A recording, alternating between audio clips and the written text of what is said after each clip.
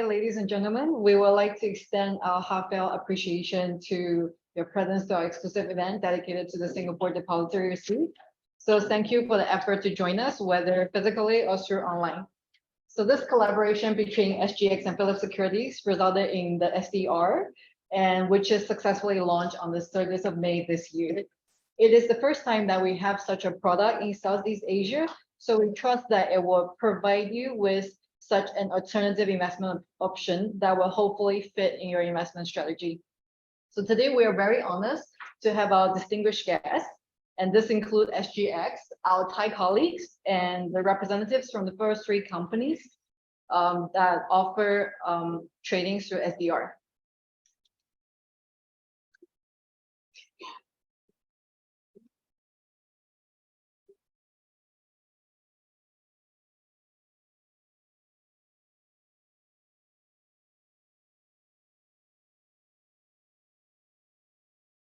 Okay, sorry. This is the agenda of today's event. We hope that through the session, you're able to gain more awareness on what the product is, how it works, and gain more knowledge on the Thai market in general.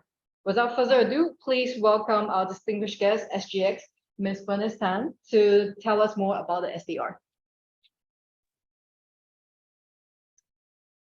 Bernice? Hi, everyone. Just give me a minute to put up my screen.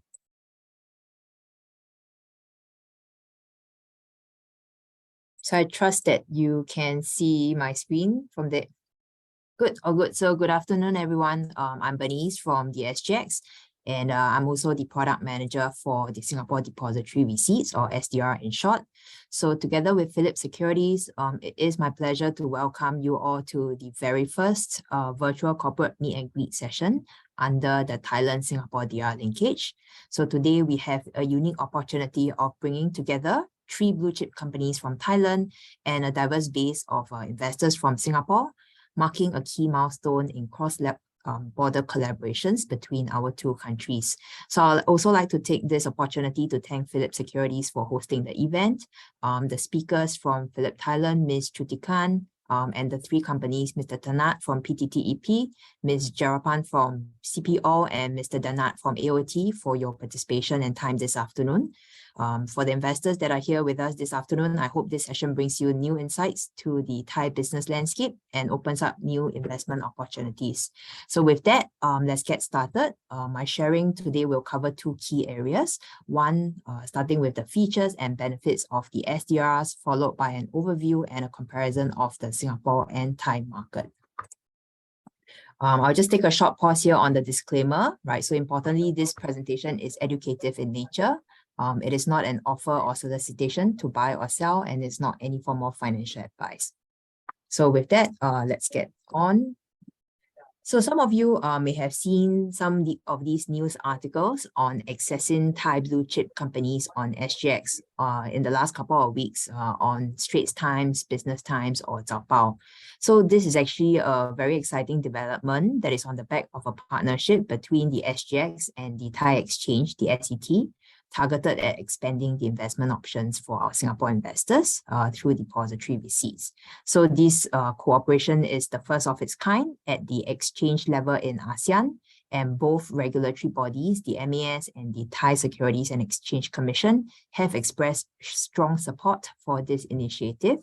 So SGX has kicked off the linkage on the 30th of May by bringing on 3 SDRs on Thai underlying companies to our shores, and we definitely look forward to Singapore companies being made available in Thailand as well. So for investors, why should investors look at trading SDRs as opposed to accessing underlying market directly, and what the benefits are? I'll broadly 3 key reasons. The first one is on cost, right? So overall transaction fees tends to be lower when accessing overseas markets through SDRs. Things like transactions fees could include brokerage, FX, and custody charges. So in that respect, generally brokerage for trading on SGX tends to be lower than trading directly overseas through your Singapore broker. Secondly, foreign exchange charges do not apply because the SDRs trade in Singapore dollars and no FX conversion is required. Additionally, there are no custody charges for direct CDP account holders in comparison to holding overseas stocks, which tends to incur custody fee. The second benefit for investors is the convenience of trading in Singapore dollars during the normal SGX market hours. Trading in Singapore dollars also provides price certainty and transparency compared to trading overseas directly, where the FX charges are actually unknown at the point of execution. Dividends for these SDRs are also paid in Sing dollars directly to your designated bank account. However, investors should also still note that similar to any other form of overseas investment, there remains foreign exchange risk. The third benefit is on custody. So these SDRs are actually custodized with the CDP, a trusted institution by many investors here. So CDP custody also provides investors with a consolidated view of SGX listed holdings, including all your Singapore stocks together with the SDRs, and you'll be able to access them via SGX's investor portal. So we do believe that SDRs could be a preferred instrument for investors to access foreign stocks, as it brings the convenience of trading on a familiar market in a local currency, the Singapore dollars, and also providing the ease of managing your investment portfolio on a single platform. With that, I'll go a little bit into how do SDRs work and what does it mean when you're holding an SDR. So basically, the first three SDRs are actually issued by Phillip Securities, the SDR issuer, for trading on the SGX. So each of these SDRs are backed by the underlying securities in a 1:1 ratio. And these underlying securities are actually held with a custodian in Thailand. So the underlying instrument for SDRs are known as non-voting depository receipts, or NVDR, which is the typical instrument that is held by a foreign investor when trading in the Thai market. So basically, by holding on to an NVDR, investors will be entitled to dividends and other corporate action benefits, but not voting rights. So the NVDRs of these three Thai blue chips are very liquid because they trade in the same liquidity pool as the local shares. So basically, for every one SDR that is held or traded on SGX, there is a corresponding number of NVDR that's held on trust for investors in Thailand. So coming to what does it mean when you own, right, an SDR? So broadly, three key things. One, in terms of ownership, you have beneficial interest in the underlying securities in Thailand, and you have the right to convert the SDR into the underlying securities if you wish to do so. This conversion process is facilitated via the SDR issuer, and that typically takes about 3 business days to complete. The second thing is on corporate actions, which investors holding SDRs will be entitled to. So as an example, if the underlying company makes a cash dividend payment, the SDR investor here will actually receive the dividends in Sing dollar through CDP or your depository agent in Singapore. But do note that the payment date in Singapore will generally occur later than the payment date that is set by the underlying company. And also similar to other SGX listed stocks, the corporate actions for the SDRs are actually processed by the CDP. So the SDR issuer will make announcements on SGXnet on how it intends to handle the corporate actions that are relating to the SDRs. So investors can look out for these announcements on the SGX's website via the company announcements page. And last but not least, of course, if you are a holder of an SDR, but you wish to participate directly in the corporate action of the underlying company, you have the option to do so. You just have to convert your SDR to receive the underlying security prior to the record date in the Thai market. The last right for the investors have to note is that SDRs do not carry any form of voting rights, so you will not be eligible to vote nor attend any of the AGMs. And actually, this is the same if you were holding the underlying Thai NVDR as well, which does not carry any form of voting rights. So with some of this background into what SDRs are, I'd like to pivot into the second part of my presentation, where I do a short introduction of the Thai market and how it compares to Singapore. So let's start with the comparison of Singapore and Thailand blue chip companies. So looking at pure price performance of the Straits Times Index, which is the STI for Singapore, versus the SET 50 for Thailand. Over a 10-year period, the STI, which is the blue bar on the left, has actually gained 3%, while the SET 50 The turquoise bar has gained 6%. However, price returns are only part of the picture. If we take into account dividends that are paid by the companies and those dividends being reinvested, we do see a much higher total return of almost 50% for the STI and 40% for Thailand. So over the long term, both Singapore and Thai market has quite competitive returns. However, looking at a more recent window, right, we compare a performance across a 3-year period from the end of 2022 versus pre-COVID, which was December 2019. So in this case here, the STI has quite clearly outperformed the Thai counterpart, recovering above pre-COVID levels for just pure price performance and returned 13% on a dividend reinvestment basis. On the other hand, the Thai SET 50 index still lacks its pre-COVID levels, which may indicate that the Thai economy have yet to see a full recovery, and this may actually present investors with opportunities. So therefore, we think that it is worthwhile to dive a little more into the stocks of each of these index, because there is a wide range of performance amongst these counters.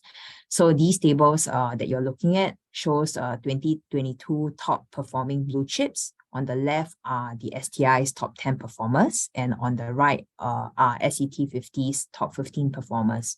So starting with Singapore, you would see familiar names such as Sembcorp Industries, who is transiting its regional energy businesses into green and renewable sources. Keppel Corp is another name that rallied in the last year on the back of the sale of their offshore and marine unit, and also strong share buyback activities. Moving on to the right side, which lists the top performing blue chip counters, the 3 names that are highlighted in green are actually available for trading on SGX via the SDR instrument. Performance of these three companies ranges between 16 to 50% in 2022. PTTEP saw strong profits on the back of higher oil prices last year, while CPALL and AOT actually benefited from the revival in tourism. So another angle for investors to look at the Singapore and Thai market is actually by our sector weights, right? So these 2 pie charts on the screen actually shows a breakdown of our benchmark index sector, benchmark index by sector.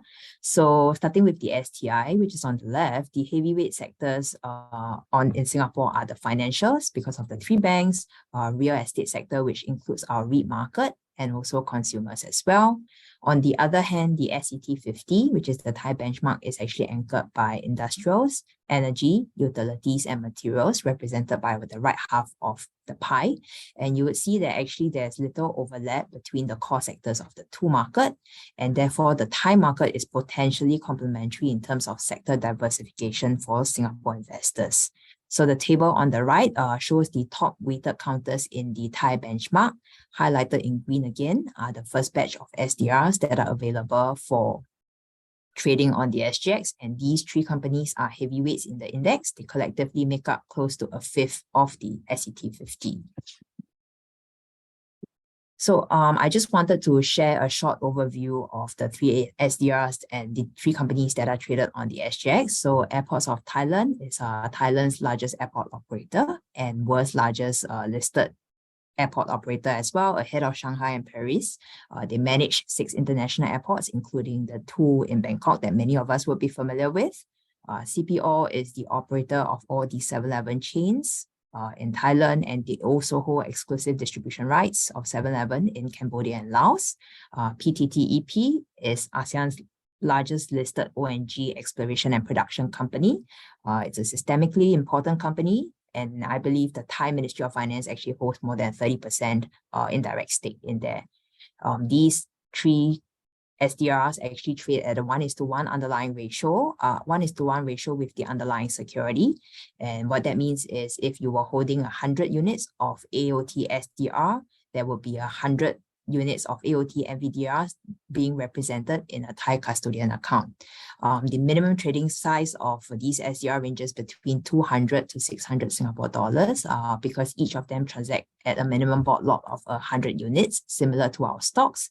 And we have seen that since launch of the 3 SDRs, the trading prices of the have tracked the underlying prices quite closely. They point pricing on average is less than 20 basis points from the underlying.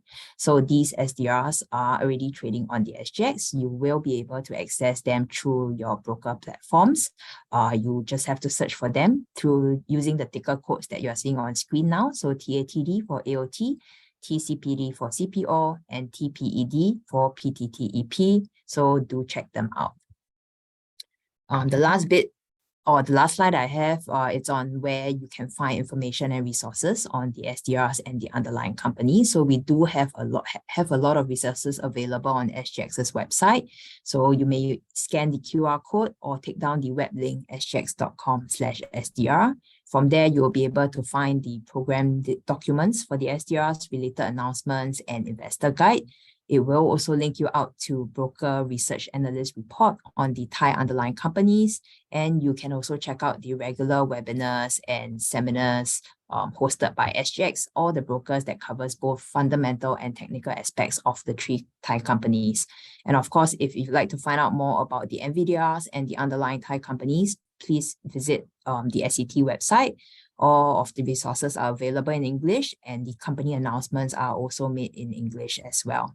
So with that, I've come to the end of my sharing, and I'll hand back over to Ms. Helena. Thank you. Okay. Thank you, Bernice, for the introduction. So the comment that we get the most when we talk about this product to our client is that, oh, I don't really know about Thai market. But don't worry, you see the number of Thai speakers that we have today. We saw they're the most suitable people to actually give us insight in how the Thai market is. So let's start with our colleague from Phillip Securities, Ms.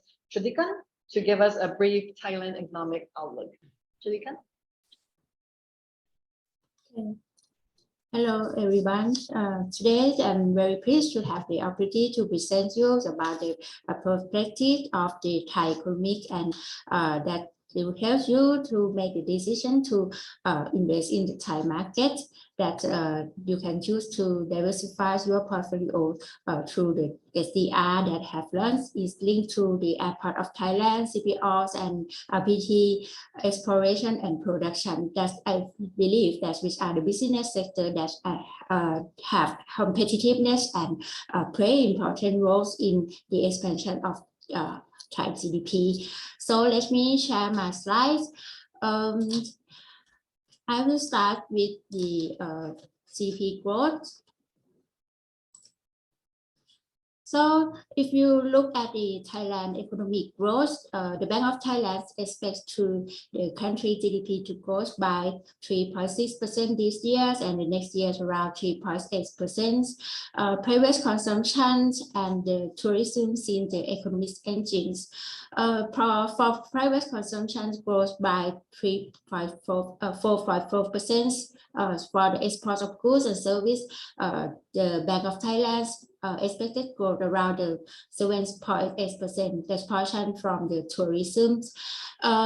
The foreign visitor that the country would be received around 29 foreign visitor for this year. That's accounting for around more than 7% of pre-COVID levels in 2019. Went around 39 to 40 million foreign tourists. So if you look at the support factor, I think China economic recovery and tourism consumption recovery include Thailand inflation slightly to slow down to support the GDP growth for this year. And for the risk factor, I think the increase of household debt during COVID-19, monetary policies conducted by major central bank will be affect Thai economy, but the strong of the Thailand economic, I still believe that will lead to the economic growth continuously. For the prospect of economic slowdowns among trade partners will be affected for the export of goods from Thailand, but I think at the second half of this year, maybe we can see the continuous as recovery from now that is maybe slow down. For the geopolitical conflict, maybe it's not really factor exactly this would be the support factor, because if you look at the many company relocate the production to Thailand, especially the EV business, electronic business, that I think maybe is not the completely risk factor.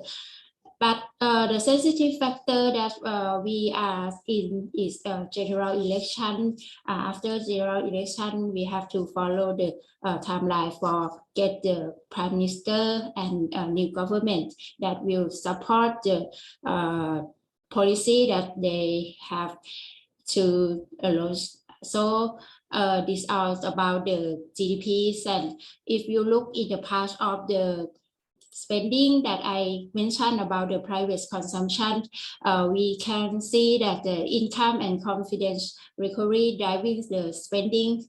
If you look at the consumer confidence index, we will see that increased 12 months in a row in May this year, that boosted by the category of recovery economy and the resilient tourism sector.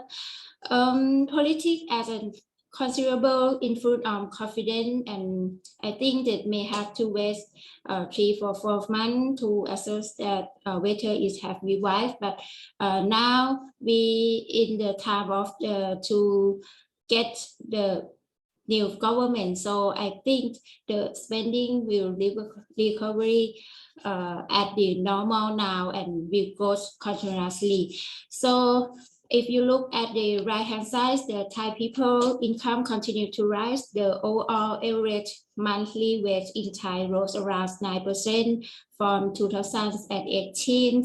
Currently, average monthly wage outside the agricultural sector and in agricultural sector have increased 7% and 12% from 2018.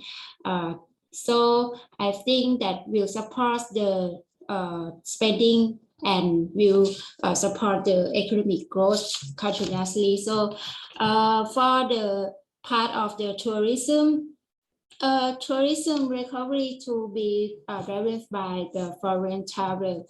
So the size of recovery of Chinese tourism number that will I say that Thailand say the Chinese tourists on track to reach a pre-COVID level. Chinese tourists arrival to Thailand are on course to hit 1 million a month each from October level last year. That not much for this year, but this year is I see that travel is expected to gather momentum during the winter and long national holiday seasonal rush. Advanced booking point to surge in visitor. Chinese arrival targets maintained at 5 million this year. In the 2019, before COVID crisis, Thailand has around 11 million Chinese tourists, an average of around 1 million people per month. And if you see on the right-hand side, increase in accommodation, occupation rate, and average room rental rate, the occupation rate rebound to 70%, 3-month advance booking rates at 30% if compared to pre-COVID. Okay, for tourism and the next. For the inflation, now the inflation of Thailand slowed down, support the consumption of recovery.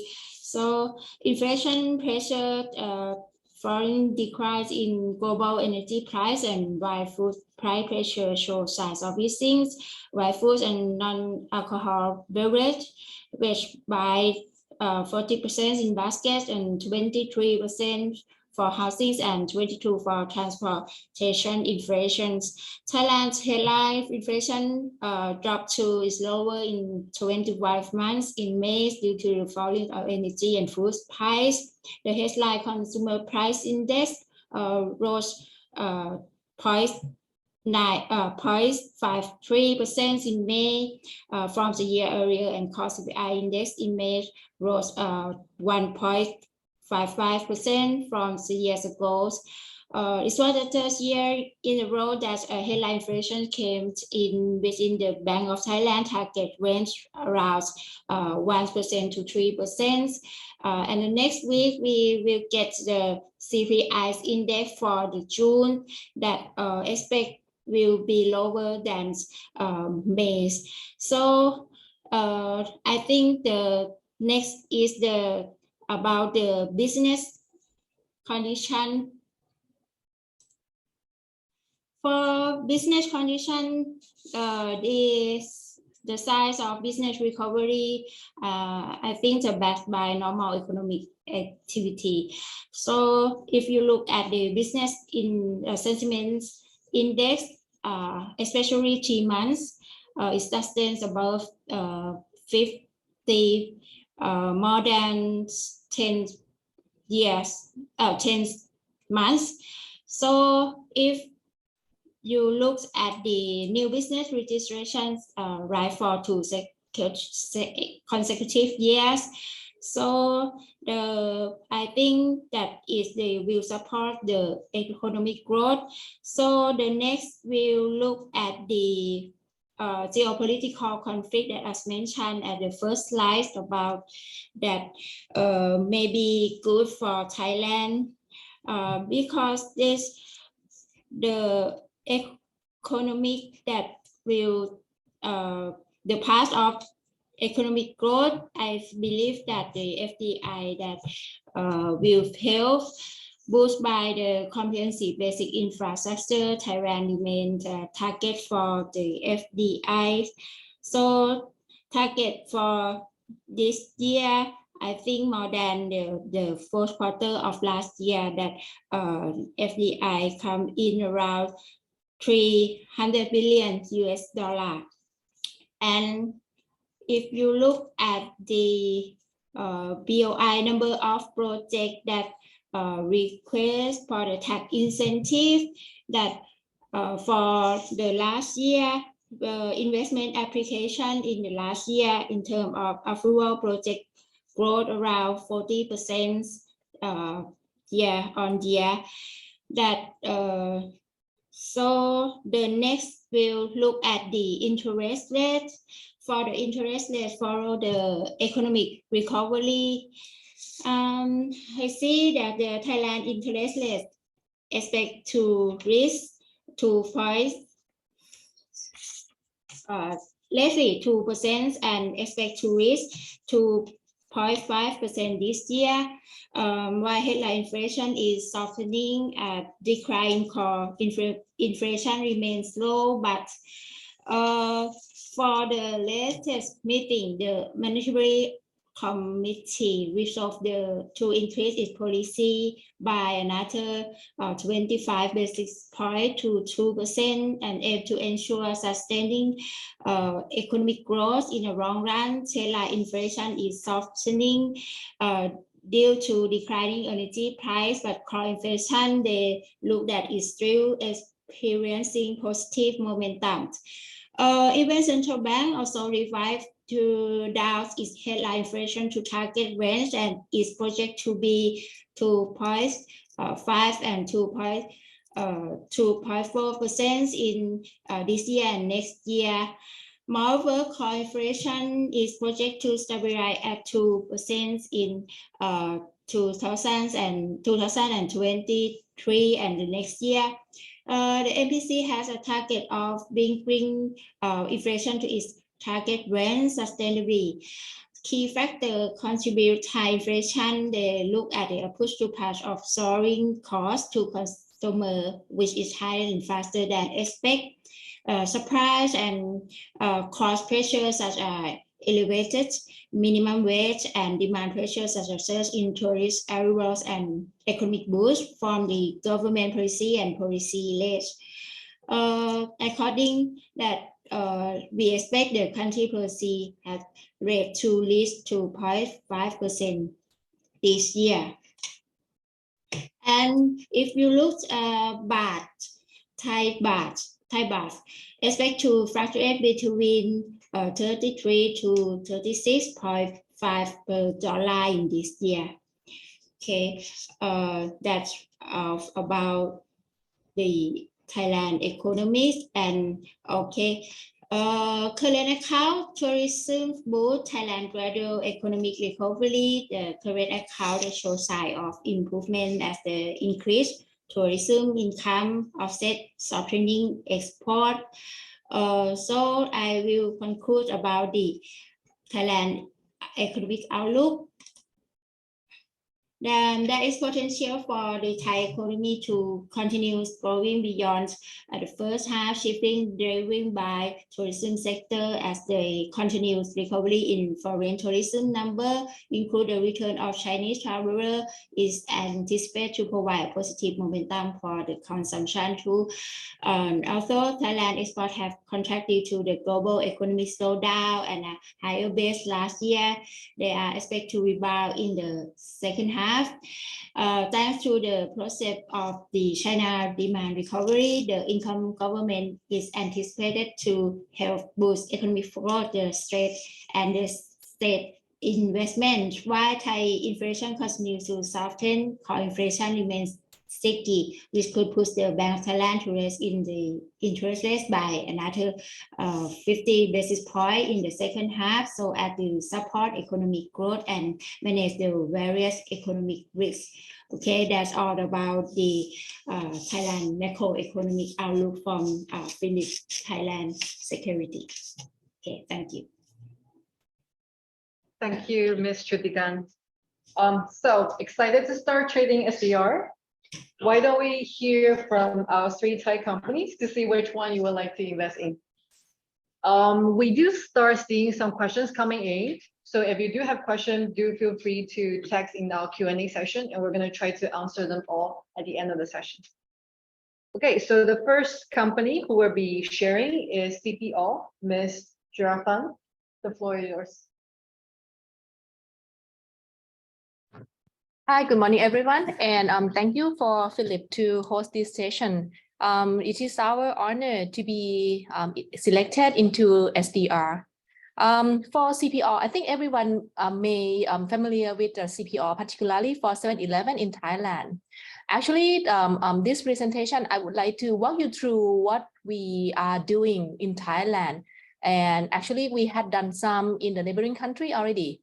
I will start on the left-hand side. This one is our core business, the CBS Business Group, which you will see the logo of 7-Eleven. Actually, right now we operate 7-Eleven in Thailand as well as in Cambodia.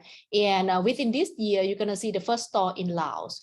7-Eleven in Thailand, in terms of the store network, we operate the second largest in terms of the store network. After Japan. Currently, we operate more than 14,000 stores across the country. And that one, as I mentioned, is represent around 50% of our revenue. And the other part that represent around 40 to 45% of our revenue. This one is the grocery, wholesaling, and retailing business, which is operated under the name of Macro and Lotus. Macro, this one is the another wholesale business, which they are a blend of traditional trade, i.e. mom and pops, which in Thailand, we still have a lot of mom and pop that operate in Thailand, particularly in the rural area. And then the new member, which we just acquired by end of 2020, that one is the hypermarket, which operate the hypermarket, supermarket, mini supermarket, as well as the shopping mall. It's operate under the name of Lotus, which they have their business in Thailand, and they have and also operate in Malaysia. For Lotus, it's not just only the hypermarket or the mini supermarket. They launched that store all across the country, which they also allocate some of that space to manage the leisure place for anyone to get into the hypermarket or to the supermarket during the weekend. Because in Lotus, they, as I mentioned, they operate the rental area, which in that rental area, the customer can enjoy to go to the amusement park, or even they can enjoy the restaurant, a good restaurant, similar to the people in Bangkok, or even they can buy some of the sport equipment, which we also allocate our space to those sport equipment, including the movie theater. And the last part on the right hand side, this one is quite important because we also operate some other business that it can support the growth of the convenience store at this moment. I'm talking about some of the service that we offer in 7-Eleven. The customer can come to 7-Eleven to deposit the money to the bank account, or even to withdraw the money from their bank account. And meantime, in Thailand, if you look at our unemployment rate, it's very small, it's very low, just only 1%. As a result, in terms of the human capital, that one is really important. As a result, again, we also operate or set up the education business and the training center to make sure that every step that we would like to grow in Thailand, we can have a good people to help us to manage the business and can deliver a very good result to the investor. So we also have like a vocational school, university, and a training center, which currently we have, I think currently we have more than 200,000 people who operate just only 7-Eleven. They are all the staff in 7-Eleven, which some of them, they are the production from our vocational school and the university. The next presentation, I would like to show you one of a key success factor, which is also the engine that it can drive our growth in the future as well. This one, I would like to talk about our customer base. Just only the CVS, which we operate 7-Eleven for 24 hours in Thailand, and actually in Cambodia we also operate 24 hours. We positioning ourselves as a food destination and the beverage, which we opened never closed but near to the customer. And currently we have the loyalty member program, which is called the All Member. We have like a registered 7-Eleven member, more than 17 million people. In Thailand, we have 70 million people, which the active member, I understand that we are the best in class because around 70%, that one is all the active member that they always come to 7-Eleven and shop at 7-Eleven. And the other part, we have wholesale, CR Macro, which they operate like the cash and carry. Their target customer is the mom and pops, as we mentioned earlier. And another strategic customer that they aim to, that one is hotel, restaurant, and horeca. Hotel, restaurant, and catering, which we call the horeca. Currently for CR Macro, the registered Macro members is approximately 4.5 million member customer. And on the right hand side, the new member that I mentioned earlier, the Lotus. For Lotus, they have the registered member customers somewhat around 25 million. Altogether, currently we have almost 50 million member customer, which that one is under the retail system that we have. The key idea that we try to increase the efficiency of the member that we have, particularly through the online to offline or what we call the omni-channel strategy, which this one is very helpful for us to expand to another channel to offer the better service to the customer. I think this one is one of a key competency for the company. We don't need to acquire the new member because we already have our member from the physical store. And then this one, it can help to enlarge the growth in the near future. And next, I would like to touch about our convenience store. 7-Eleven, during the COVID, we also try to offer many service or some other initiative idea to better service our customer. This one we try to tag along with our concept of convenience. Everyone also mentioned about the new normal lifestyle, which is possible for the customer instead of going to the physical store, they just look at their mobile phone and then click and then grab what they want, which is possible to be the on-demand delivery or even grab at the point of the sales. So come off with this new normal lifestyle, 7-Eleven and other subsidiary under the CPALL group, we also offer the omni-channel to our customer, which currently I think we would be the fastest operator that it can grab like a 10% mix of the sales that come from the online shopping. To walk you through more detail in terms of the 7 delivery, I understand that some of you may have some experience in 7-Eleven store, particularly in the 7 delivery, and some of you may be our true fan in terms of the Thai menus in 7-Eleven. For example, the minced pork with the basil, or some of the fried rice, the crab fried rice, which those are the favorite menu that the customer can find in 7-Eleven, including the toasted sandwiches. We can warm it up before we serve to you. And the other part that is quite popular menu that the customer always come to buy in 7-Eleven, that one is the freshly brewed coffee, the All Cafe, which is not just only the coffee menu that we offer to the customer, but we also offer the non-coffee menu. Lately, we also offered some of the bubble tea in 7-Eleven, which we also get a very good response from the customer. And I think one of a key success factor for 7-Eleven in terms of the product that we offer, that one is about the price. We offer at the affordable price. Just only $1 Singapore, you can enjoy the coffee. And meantime, you can enjoy the bubble tea in 7-Eleven store.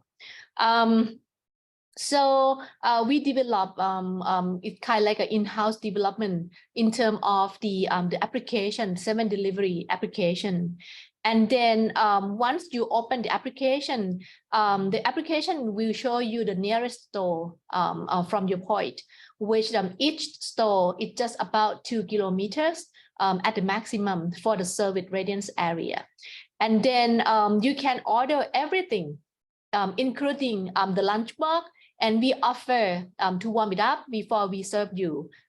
It's similar to the thing that you can get from the physical store. And then once you pick or select the product that you need into the basket, and then we also, as I mentioned, we also give you the option whether you want to warm it up before you get it or just come like that. And then within 30 to 45 minutes, we will serve you whatever you order without any extra charge.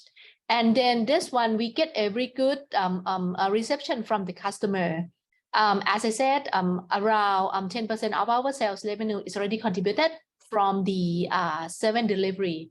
And meantime, this one is more like some of this service that we offer is complement with the physical store, because the peak period or the we get a high traffic by the time that people just get into the office, stay in the place, students just get into the school or the university, and then they don't need to walk in the sunlight. They just open the application and can make an order. And in terms of the payment transaction, this one is also easy and convenient to the customer. You can pay by cash, like a cash on delivery, or even you can pay by the e-payment, which we offer the true wallet payment to the customer. And then you can pay by the credit card as well. And on top of that, we try to expand our sales growth by offering the next day delivery or some other product that not available in 7-Eleven store, including some of the bulky product through the online. This one is similar to some of the shopping portal that the customer already familiar, but this one is quite new for 7-Eleven. But the key idea is that we try to increase the operating leverage over the infrastructure that we have. So in the near future, we hopefully that if we can gain a good reception from the online, it's possible to see the economy of scale over the cost that we have. You can see a higher operating leverage over some of the infrastructure that we already operate at this moment. Next, I just want to show you some of our picture 7-Eleven, which you can trust on the service that we have, because every store that we offer to our customer, we have a standard of the service level that we offer to the customer.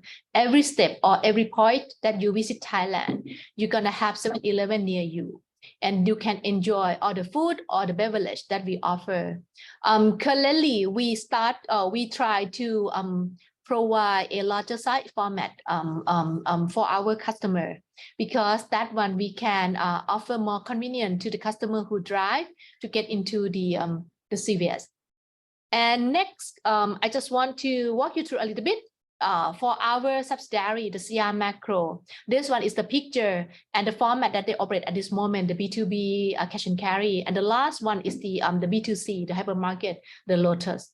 And last, to touch a little bit in terms of the financial highlight, this year, in terms of the consolidation, which is already include the CVS and the hypermarket and the cash and carry, the net profit in the first quarter, we can enjoy the growth almost 20% in this year. And then for the CVS is higher than that, it's around 36% in terms of the net profit growth. And last, our company, we have a policy to pay the dividend around 50% of the net profit on the company only financial statement, which is every year, even during the pandemic, we still keep paying the dividend to let our investor to enjoy the dividend. That is all about CPR. Thank you. Thank you, Ms. Dreffen. Understand Ms. Dreffen needs to leave early today, so we just happen to have one question from the audience for CPO. So just a really short answer, Ms. Dreffen. The audience asked, so for CPO, the 2022 revenue was highest in 5 years, but the net profit didn't reflect that. Why is that so? And when can we expect to see the synergies of reconstructing of Macro and Lotus to contribute to CPO bottom line? Just a quick one. Thank you. Yep. I think that one, because by the time that we acquire the new business, particularly for Lotus, we try not to disturb our shareholder. So all the big investment that we have, we do like a leveraging. We get the debt financing. So we would admit that the investor may need to wait for a while, for a few years, to harvest or what we are invest. Then since we get the debt financing, as a result, we incur an interest rate expense. That is why you wouldn't see an impressive bottom line growth. But actually, in the near term, you're gonna see a better position. Okay, thank you, Ms. Dreffen, for joining us. Next, we're going to have Ms. Danut from AOT.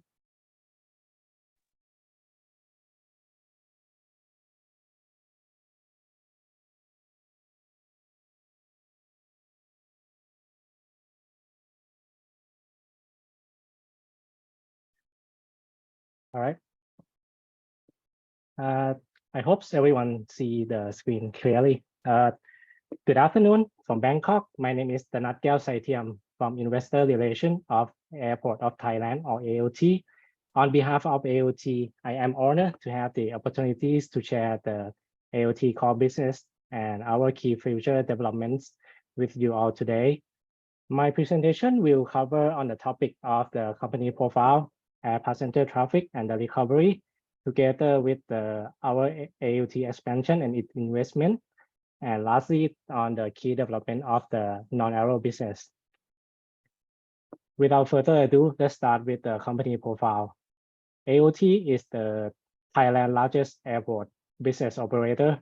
We manage and operate and develop airports with the vision of AOT operates the world's smartest airport focusing on the service quality by emphasizing on safety and balance of the revenue generation.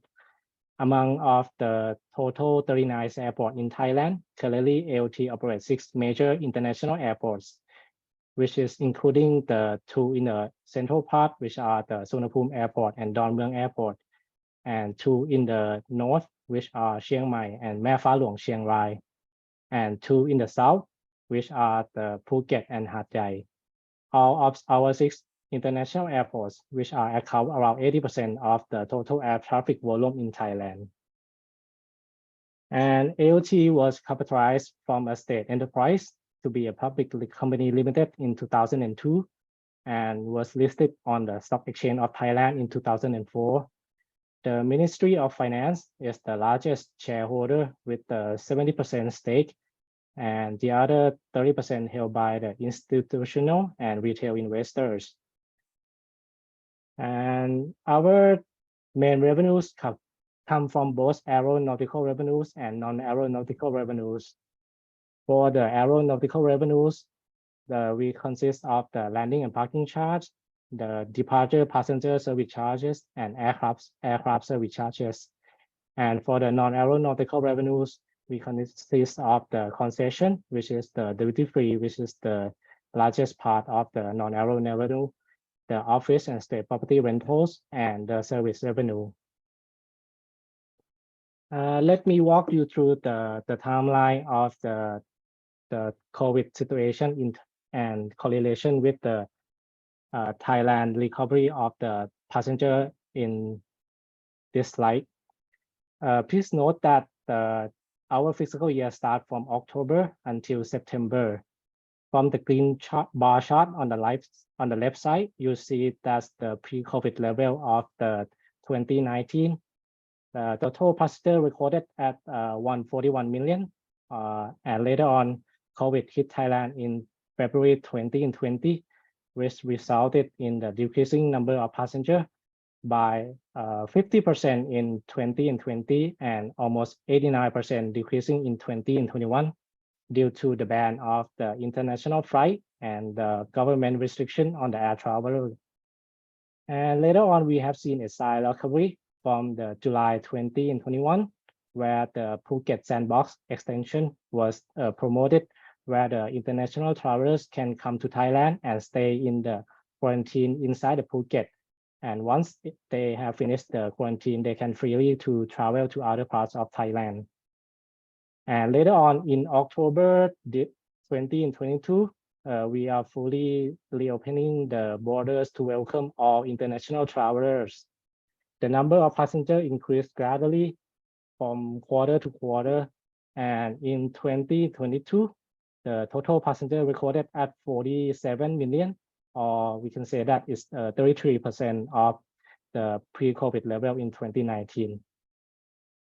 And if we look closely at the fiscal year 2023 by month on month, the gray line above is the month by month of the fiscal year 2019. And we have seen a gradual increase in terms of the number of passengers in correlation with the reopening of the China from the January onwards. The total 8 months from October 2022 until May 2023, the total passenger recorded at 66 million, or increased by 170% year-over-year, with an average passenger of 278,000 passengers per day. And on the green table right here, we forecast that this year, fiscal year 2023, we aim to reach the total passenger of 95.7 million passengers, or around 68% recovery. And we aim to get a full recovery in fiscal year 2024 with around 141 million passengers. And this slide shows since the China reopening of the countries on January, we have seen the incremental number of passengers month on month. And during the COVID-19, before COVID-19, the Chinese passenger was take the largest market share in Thailand, which is around 25%. And we forecast that the Chinese reopening, together with our supportive measures from the government, the Chinese will reopen and fully recover in the next few years. And during the COVID-19 pandemic, we still keep the expansion of our projects and our investment on track in order to prepare for the bounce back of the passenger in the coming years. The major development plans go to the Suvarnabhumi airports, which consist of the two major projects, which are the Suvarnabhumi Airport Phase 2, with an investment cost around 62.5 billion baht, which can accommodate additional 15 million passengers per year, from 45 to 60 million passengers per year. This will help increase the capacity from the land side with the additional 28 contact gate at the terminal. And the construction has already been started and completed, and we hope under the test one, and we hope for the expansion of the opening in September this year. The next project is the third runway. Currently, we have two runways at the Suvarnabhumi Airport. The third runway with the investment cost of 28 billion baht. With two currently on runway, by adding the third one, it can help to increase the capacity of the airside from 68 flights per hour to 94 flights per hour. Currently, the project is under construction, and we expect to complete the project in 2024. Next project is the Don Mueang International Airport Phase 3, with an investment cost of 36.8 billion baht. It can boost up the capacity of the airside and landside from 30 to 40 million passengers per year. With a good management, it can boost up to 50. From the new constructing of the new terminal and the new concourse, and renovate the current one, with the area of the additional 400,000 square meters, and we have the new additional 10,000 car parking slots. The project has already been approved by the cabinet, and we will start constructing in 2020 and 2024, and we expect the completion of the project in 2030. Next one is the Phuket International Phase 2. It can boost up our capacity from 12.5 to 18 million passengers per year. Together with Chiang Mai International Airport Phase 1, can boost up the capacity from 8 million to 16.5 million per year. And with our investment project, we aim to develop by using the digital technologies in our airport. By first, we will start with the self check-in and self backdrops. And later on, we will have the auto immigration gate, where it can reduce the congestion at the main terminal. And in our initial phase, we will have the pre-biometric system. And currently, we have the application of the AOT, Sawasdi by AOT, which the passenger can enjoy the online of the application, such as they have the perks and benefits of the retails, and also they can book the service at the airport in advance. And next up, our last topic is the key development of the non-aero revenue. We have the airport city project, which is the AOT has two main plots of land at the Suvarnabhumi Airport, the leasehold and the freehold. At the moment, we focus on the freehold land with the area of 290 acres. And we have the open for the proposal to submission of the business project in the airport city project. That will start from selecting the business operator to develop the airport city projects for the trade hub for agricultural products, and pre-shipment inspection center, and distribution center for the export goods. So this is the current one that we have the two main operators at the airport, and we will have the new one. And our subsidiary company, AOT, have entered a partnership with the TAFA Consortium, which is the Thai Freight Forwarder Association, to set up our subsidiary company under the name of ALT Taiwan Operator Company Limited, or ALTTO. This will serve as the business card for the cargo, where you can send the shipment at our airport, and then we inspect, and then we send to the destination. We will have our goals is to enhance the standard for the Thai perishable export by air transportation. It will save the logistic cost for the local exporters, and is also prevent from the destination rejection rate. And we want to become the leader of the perishable goods in the CLMV to overseas. And lastly, we have the two new subsidiary company under the name of LTGA, which is the ground handling services. And we have the ALTF6, which is the provider service of the security at our airports. And that's the end of our presentation. Thank you. Thank you, Mr. Dennett. Okay, last but not least, let's welcome Ms. Dennett from PTTEP.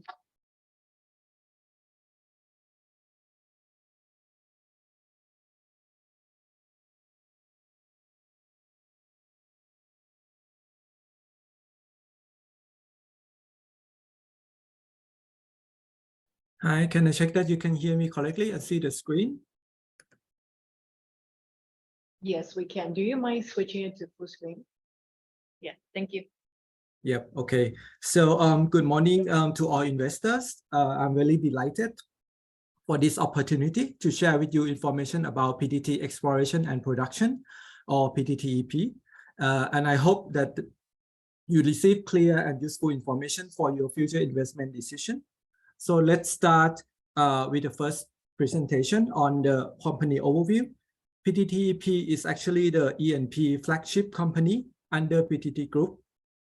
And for those of you who may not be familiar with PTT, PTT is actually the national oil and gas company of Thailand, with business in the oil and gas range from upstream to downstream, as well as other new business. But for PTTEP, we mainly focus on the upstream exploration of oil and gas business, both in Thailand and internationally.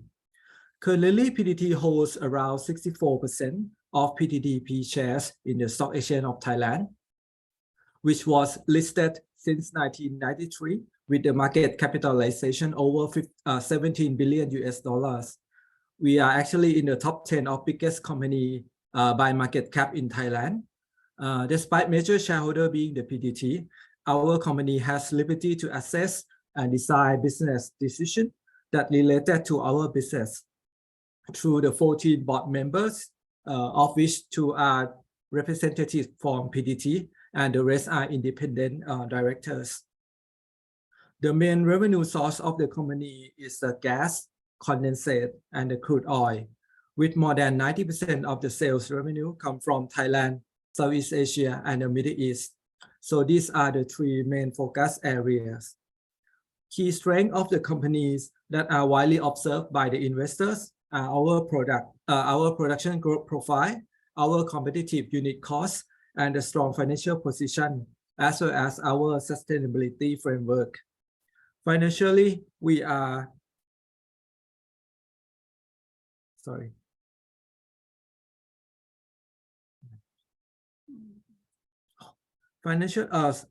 key strength of the company are widely observed by our investors, are the growth profile, the competitive unit cost, and also our financial strength.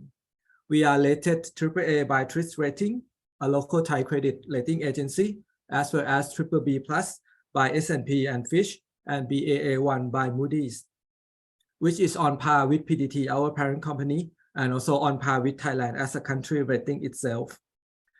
ESG-wise, we are also fairly rated by MSCI at AA level, CDP at B level, and also widely recognized by other independent raters globally. On our strategy, the strategy is to strengthen our existing E&P core business by maximizing the production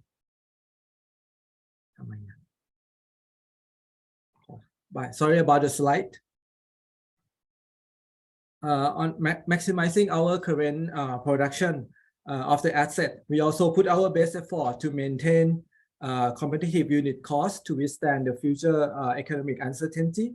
And since we believe that the gas will be the key role in the transitional energy from fossil oil to future energy, therefore we focus on the gas business. Secondly, on the decarbonize, while we believe the importance of the gas, we also consider the environment and also on world's climate change situation and put our effort to make our gas cleaner by implementing a number of initiatives, including the carbon capture and storage project. Thirdly, on the diversify, this is our strategy for the medium and longer term, where we need to address the energy transition trend by starting to diversify our business beyond E&P. We have set challenging target to achieve net income from the new business at least 20% by 2030. There are a number of areas that we are exploring, including the technology business, renewables, powers, green hydrogen, and other forms of future energy. More information on the our diversified E&P business portfolio. As of Q1, our home base is in Thailand, accounting for around 68% of our sales volume, with key assets mainly in the Gulf of Thailand. For Southeast Asia, it accounts for about 19% of our sales volume. Main business is in Malaysia and Myanmar. And in Middle East, account for about 12%, with main presence in Oman and UAE. There are also other areas that we focus, for example, in Africa, where we do have 2 onshore oil field production projects, as well as the LNG project in Mozambique, which is under development. And for those investors who are ESG concerned, this slide outlines our greenhouse gas reduction towards the net zero by 2050, which is farther than the Thailand target of 2065. We have announced our net zero target back in 2022 with interim target to reduce the greenhouse gas intensity reduction by 30% by 2030 and 50% by 2040. On the next slide, moving on to the financial part, let's look at our investment budget in the coming years. I would like to highlight our commitments for company future growth with total investment budget of over $29 billion from 2023 to 2027. This will create the compound annual production growth rate for the company of around 6% for the next 5 years and pushing our sales volume to 550K BOED by 2027. The growth will actually come from multiple regions, including Thailand, Southeast Asia, and the Middle East, as well as in Africa.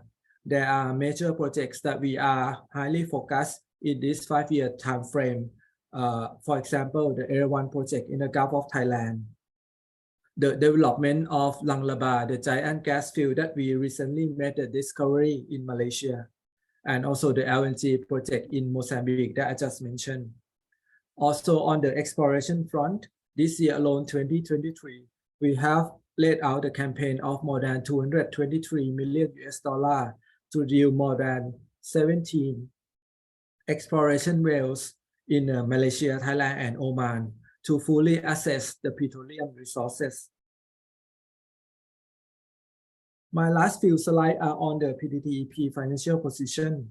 At the end of Q1, we record about $4.2 billion in cash, which is mainly driven from our excellent cash flow from operation with EBITDA margin over 73%.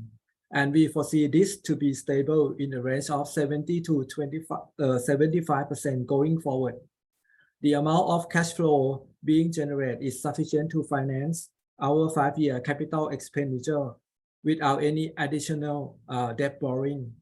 The current DE ratio is really low at 0.27 with cash more than debt.